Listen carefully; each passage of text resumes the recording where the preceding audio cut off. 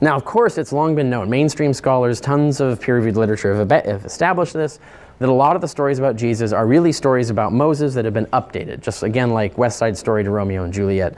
Jesus is the new Moses. So they didn't like the old stories, so they rewrote the stories, put Jesus in them in modern times instead of in ancient times and being Moses, and then retold the story and changed things up to sort of communicate how their stories differ from the Moses stories, what their values are, how their values differ, how their message differs. I'll give you one example of this from the peer-reviewed literature. Are the 10 miracles of Jesus. He does 2 pairs of 5 miracles. And some scholars have said, look, they keep repeating like there's doublets, like he keeps doing the same thing over and over again.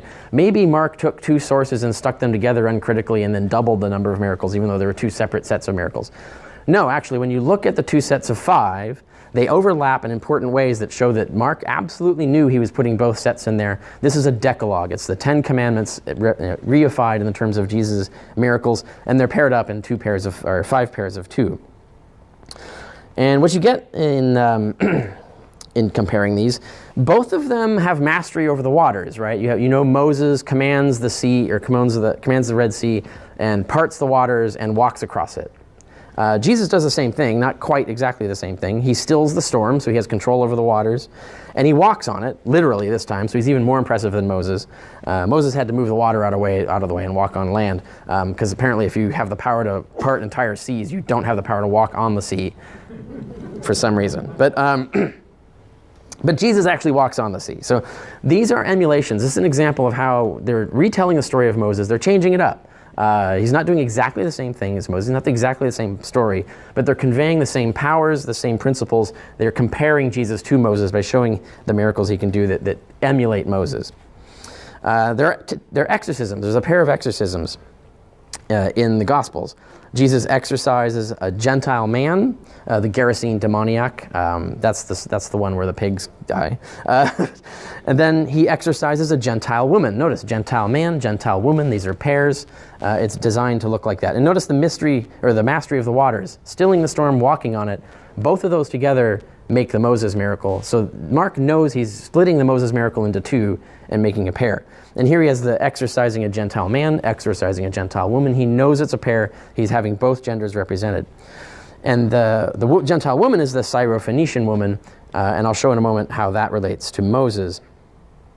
Then, of course, he does another gender switch. He cures an older woman who had, basically, she was on her period nonstop for 12 years, if you can imagine. Also probably not true. But also there's a scene where he cures a deaf man with his spit. Literally, Jesus spits on him and cures the deaf mute.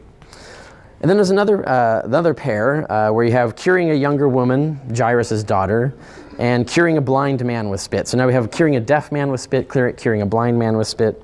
And then there's 2 miraculous feedings, right? So there's the feeding of the 5,000, the feeding of the 4,000. Remember the one that the dumber than the bag of hammers disciples forgot about. But anyway, notice again, Moses did both the water mastery things, also first in the same order. Moses also defeated the forces of evil. He uses miraculous powers to defeat the Amalekites, who are actually Syrophoenicians. So that's why it's a Syrophoenician woman. It's a reference to the same people.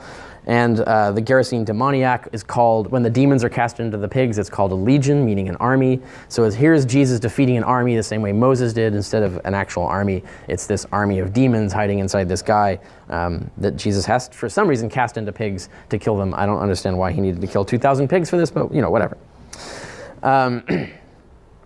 So the demons, like I said, are described as soldiers. A Syrophoenician is a northern Canaanite, just like the Amalekites. So these are clues. This is how we're taking pieces of Moses' story, rewriting them, and attributing them to Jesus, making Jesus do different things but similar points. Moses also cured diseases.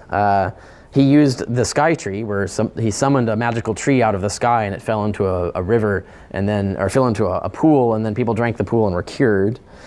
So we have the woman with the hemorrhage he cures. We have a flow of blood, and we have the deaf mute who, when Jesus spits on him, so he's using water to cure it, he only half cures it because Jesus apparently is not that great. But he half cures the guy, and he says, "I see people, they look like trees walking about." And then Jesus, okay, I got to recast the spell and try this again. And he does, and then he's fully seeing. But the reference to trees is this reference to the sky tree that Moses used to heal. Yeah. So, of course, Moses also miraculously fed thousands with manna, right? He summoned manna from heaven. So Jesus is doing a similar thing. But like Moses, Jesus' miraculous feedings also take place in the wilderness. They involve, quote unquote, gathering up the food. Everyone is fed, and they end up with more than they start with. So it's the same story, just being updated and told differently. And with Jesus as the main character. Moses also, by the way, caused water of life to flow from the rock, so that also is another one of the flowing water miracles similar to that.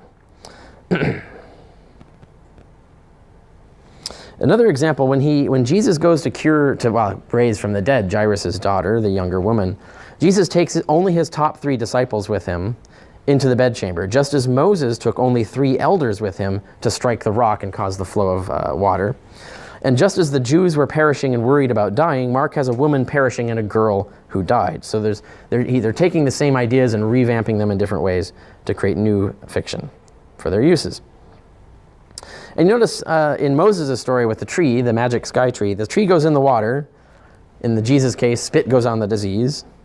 And then the gospel says, if you will diligently hear the voice of the Lord your God and will to do, this is Exodus, sorry. In Exodus, where the Moses miracle occurs, the sky tree message is, if you will diligently hear the voice of the Lord your God and will do what is pleasing in his sight and will give ear to his commandments, then God will heal you. Exodus 15:21. Notice, therefore, Jesus heals eyes, ears, and voice, all lining up with the same Exodus message. Conversely, the first sequence of those miracles tracks the water from rock narrative, the 3 disciples and so on. So Mark knows he is doubling the miracle stories to make 2 sets of 10. Again, this is another example of that, just as with his 2 water power miracles. And this is his decalogue of faith, the 10 miracles.